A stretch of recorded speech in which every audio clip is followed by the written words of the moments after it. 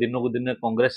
ଉପରକୁ ବଢି ଚାଲିଛି। ତାକୁ ଆହୁରି ତ୍ୱରାନ୍ୱିତ କରିବା ପାଇଁ, ଆହୁରି ଆଗକୁ ନେବା ପାଇଁ, ଆଉ ସରକାର ଆଣିବା ପାଇଁ, ଆଉ ଶ୍ରୀଯୁକ୍ତ ରାହୁଲ ଗାନ୍ଧୀଙ୍କୁ ଭାରତବର୍ଷର ପ୍ରଧାନମନ୍ତ୍ରୀ କରିବା ପାଇଁ ଏ ପ୍ରଚେଷ୍ଟା, ଏ ଯୁବକ ସଂଗଠନ, ଏ ସମସ୍ତଙ୍କୁ ଏକଜୁଟ କରି, ସମସ୍ତଙ୍କୁ ତଳ ସ୍ତରରୁ ଆଣି ତାକୁ ମୁଖ୍ୟ ସୂତ୍ରରେ ସାମିଲ କରି, ପୁଣି ସଂଗଠିତ କରି, ପୁଣି କଂଗ୍ରେସକୁ ଜିତେଇବା ଓ କଂଗ୍ରେସକୁ ସରକାର ଆଣିବା ପାଇଁ ଏ ଗୋଟେ ପ୍ରଚେଷ୍ଟା। ମୁଁ ପ୍ରଥମେ ଆପଣଙ୍କ ମାଧ୍ୟମରେ ଓଡ଼ିଶାର ପିସି ସଭାପତି ଶ୍ରୀଯୁକ୍ତ ଭକ୍ତଚରଣ ଦାସ ଯେଉଁ ଆସ୍ଥା ପ୍ରକଟ କରିଛନ୍ତି, ମୋ ଉପରେ ବିଶ୍ୱାସ କରିଛନ୍ତି, ସେଥିପାଇଁ ମୁଁ ତାଙ୍କୁ କୃତଜ୍ଞତା ଜଣାଉଛି। ଆମର ଓଡ଼ିଶାରେ ଇନଚାର୍ଜ ଅଛନ୍ତି ଶ୍ରୀଯୁକ୍ତ ଅଜୟ କୁମାର ଲଲ୍ଲୁଜୀ, ସେ ବି ବିଶ୍ୱାସ ଆସ୍ଥା ପ୍ରକଟ କରୁଛନ୍ତି, ତାଙ୍କୁ କୃତଜ୍ଞତା ଜଣାଉଛି ଯେ ଗୁରୁ ଦାୟିତ୍ୱ ଦେଇଛନ୍ତି। ଏହାର କାର୍ଯ୍ୟକ୍ରମ ହେଲା ଆମେ ପ୍ରତି ଜିଲ୍ଲାର, ଓଡ଼ିଶା ସାରା ପ୍ରତି ଜିଲ୍ଲାର ବ୍ଲକ ସ୍ତରରେ ଯାଇକି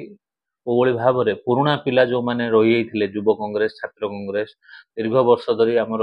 20-25 ବର୍ଷ ଧରି ଯେଉଁ ପୁରୁଣା ପିଲାମାନେ ଥିଲେ, ଯେଉଁମାନଙ୍କ ସହଯୋଗରେ, ଯେଉଁମାନଙ୍କର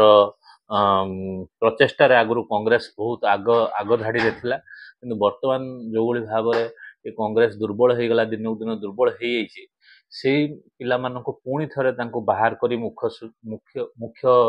ସ୍ରୋତରେ ସାମିଲ କରିବା, ପୁଣି କଂଗ୍ରେସକୁ ଆଣିବା ଓ ତାଙ୍କର କ୍ୟାପାସିଟି ଅନୁସାରେ ତାଙ୍କର ଯେତିକି କାର୍ଯ୍ୟକଳାପ ଅଛି ସେ ଯେତିକି ବହନ କରିପାରିବେ, ପିସିସି ସଭାପତିଙ୍କ ସହିତ ଆଲୋଚନା କରି ପିସିସି ସଭାପତି ତାଙ୍କୁ ସେଇଭଳି ଭାବରେ କାର୍ଯ୍ୟ ଦେବେ ଓ ସେଇଭଳି ଭାବରେ ପଦପଦବୀ ଦେଲେ ସେମାନେ କାର୍ଯ୍ୟକ୍ରମ ଆଗକୁ ବଢ଼େଇବେ ଆଉ ନିଶ୍ଚିତ ଭାବରେ କଂଗ୍ରେସକୁ ଆଗାମୀ ଦିନରେ ସୁଦୃଢ଼ କରାଇବେ। ଆମେ କେବଳ ସହାୟକ ଟିମ୍ ଗୋଟେ ହେଇଛି, ଯାହାକି କଂଗ୍ରେସ ଦଳକୁ ଆଗାମୀ ଦିନରେ ପିସିସି ସଭାପତିଙ୍କର ହାତ ମୁଠାକୁ ଟାଣ କରିବା ପାଇଁ ଓ ଆଗାମୀ ଦିନରେ ଯେଉଁଭଳି ଭାବରେ ଭାରତ ବର୍ଷରେ ଦୁର୍ନୀତି ଘଟି ଚାଲିଛି, ଅନୁରୂପ ଭାବେ ଓଡ଼ିଶାରେ ଯେଉଁଭଳି ଭାବରେ ନାରୀ ନିର୍ଯାତନା ଆପଣ ଜାଣିଥିବେ, ବାରମ୍ବାର ନାରୀ ନିର୍ଯାତନା ହେଉଛି, ଗୋଟେ ପରେ ଗୋଟେ କେସ୍,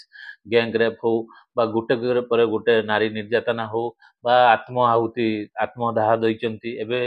ଆମର ଏଇ ବାଲେଶ୍ୱର ଆପଣ ଦେଖିଥିବେ କଲେଜର ଝିଅ, ଯିଏକି ଗୋଟିଏ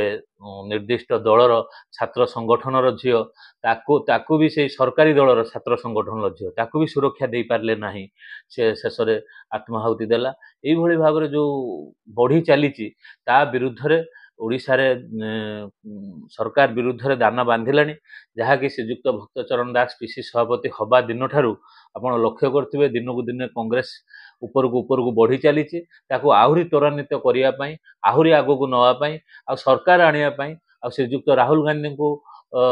ଭାରତବର୍ଷର ପ୍ରଧାନମନ୍ତ୍ରୀ କରିବା ପାଇଁ ଏ ପ୍ରଚେଷ୍ଟା, ଏ ଯୁବକ ସଂଗଠନ, ଏ ସମସ୍ତଙ୍କୁ ଏକଜୁଟ କରି, ସମସ୍ତଙ୍କୁ ତଳ ସ୍ତରରୁ ଆଣି ତାକୁ ମୁଖ୍ୟ ସୂତ୍ରରେ ସାମିଲ କରି, ପୁଣି ସଂଗଠିତ କରି, ପୁଣି କଂଗ୍ରେସକୁ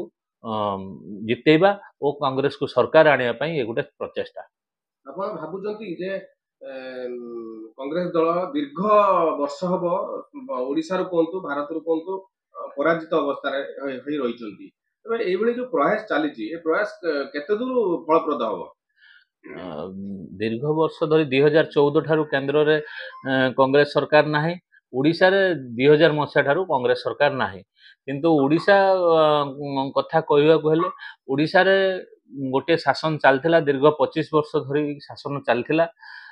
ସେଇ ଶାସନ କାଳ ଭିତରେ ଯାହା ବି ହେଇଥିଲା ତାହା ଲୋକମାନେ ଅନୁଭବ କରି ସରକାର ବଦଳାଇଥିଲେ। ବିଜେପି ସରକାର ଆସିଥିଲା, ବିଜେପି ସରକାର ଉପରେ ଲୋକମାନେ ଆସ୍ଥା ପ୍ରକଟ କରିଥିଲେ ଯେ ପୂର୍ବ ସରକାର ଯେଉଁଭଳି ଭାବରେ ଦୁର୍ନୀତି ହେଲା ତା ବିରୁଦ୍ଧରେ ଲୋକମାନେ ଭୋଟ ଦେଲେ, କିନ୍ତୁ ଏଇ ସରକାର ଯେଉଁ ଆପଣ ଦେଖିଥିବେ ବର୍ଷେ ବି ପୁରିନି, ବର୍ଷେ ଭିତରେ ତାଙ୍କର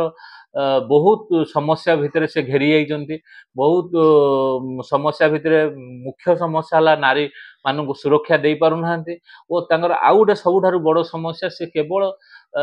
ଭାଇ ଭାଇ ଭିତରେ ଲଢ଼େଇବା, ଦେଶର ଅବିଶ୍ୱାସ ବାତାବରଣ ସୃଷ୍ଟି କରିବା ଛଡ଼ା ଆଉ ତାଙ୍କ ପାଖରେ ଦ୍ୱିତୀୟ କୌଣସି ଏଜେଣ୍ଡା ନାହିଁ, କୌଣସି ଉନ୍ନତିମୂଳକ କାର୍ଯ୍ୟକ୍ରମ ନାହିଁ। କେବଳ ସେ ଯେଉଁ ବିଲ୍ଡିଂ 2025 ରହିଥିଲା ତାର ରଙ୍ଗ ଚେଞ୍ଜ କରିକି ସେ କହିବେ ଆମେ କାମ କରୁଛୁ, ଏଇଭଳି ଭାବରେ କାମ କରି ସେ ତାଙ୍କର ବର୍ତ୍ତମାନ ଇଏ କରୁଛନ୍ତି। କିନ୍ତୁ ଏ ସବୁର ବିକଳ୍ପ ବର୍ତ୍ତମାନ କଂଗ୍ରେସ ଦଳ ଉପରେ ଲୋକମାନେ ଆସ୍ଥା ପ୍ରକଟ କରୁଛନ୍ତି। ଆପଣମାନେ ଜାଣିଥିବେ ଯେ ଏଇ ପିସି ସଭାପତି ହେବା ପରଠାରୁ ବାରମ୍ବାର ବର୍ତ୍ତମାନ କଂଗ୍ରେସ ଦିନକୁ ଦିନ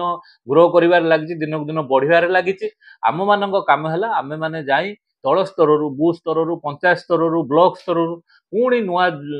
ଯୁବକ ସାଥୀ ମାନଙ୍କୁ ଯୁବକ ବ୍ରିଗେଡିୟର ମାନଙ୍କୁ ଚିହ୍ନଟ କରିବା ଓ ତାଙ୍କୁ ଆଣି ପିସି ସଭାପତିଙ୍କ ପାଖରେ ପହଞ୍ଚାଇବା ଓ ତାଙ୍କୁ ଉପଯୁକ୍ତ ସମ୍ମାନ ଦେଇ ପୁଣି ଦଳରେ ଥଇଥାନ କଲେ ଆଗାମୀ ଦିନରେ ନିଶ୍ଚିତ ଭାବରେ ଆମର ଦୃଢ ବିଶ୍ୱାସ ନିଶ୍ଚିତ ଭାବରେ କଂଗ୍ରେସ ପୁଣି ଫେରିବ। ଓଡ଼ିଶାରେ ଫେରିବା ସହିତ ଦେଶରେ ନିଶ୍ଚିତ କଂଗ୍ରେସ ଆସିବ।